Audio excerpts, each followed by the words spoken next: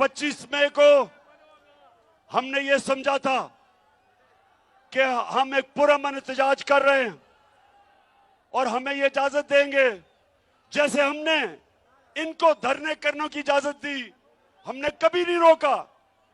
तो हम ये समझ रहे थे, लेकिन हमारा मुकाबला माफिया से है, डाकुओं से है, मुजरिमों से है।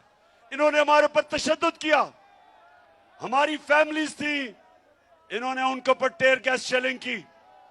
पुलिस ने हमारे लोगों के ऊपर घरों में घुस घुस के लोगों को पकड़ा। तो आज कप्तान तैयारी कर रहा है, राना सनाउल्लाह और शहबाज शरीफ तैयार हो जाओ।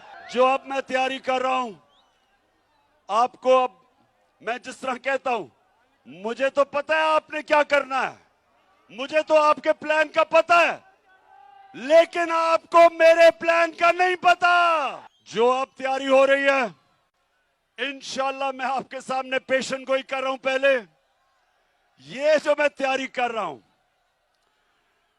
मैंने सारी अब इनकी सारी जो प्लानिंग है उसके मुताबिक तैयारी कर रहा हूं। वो अभी मैं आपको नहीं बताऊंगा।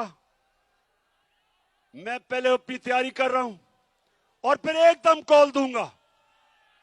आप सब ने तैयार होना है, सब ने तैयार होना है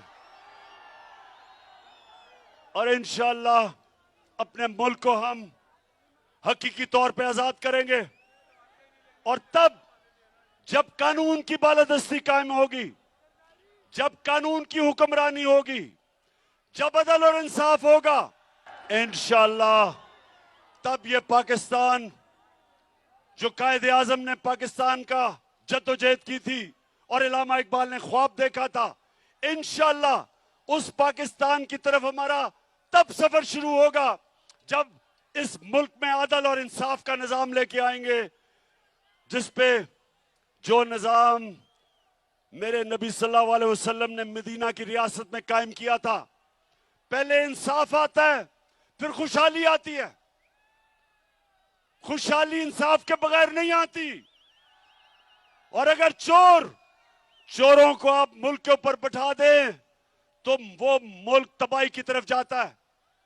तो इसलिए सबने मेरी कॉल की इंतजार करनी है, ज्यादा देर नहीं है। प्लानिंग पूरी कर रहा हूं और इंशाअल्लाह इस बार ये जो मार्च होगी, इंशाअल्लाह इस मुल्क को एक अजीम कौम बनाएंगे।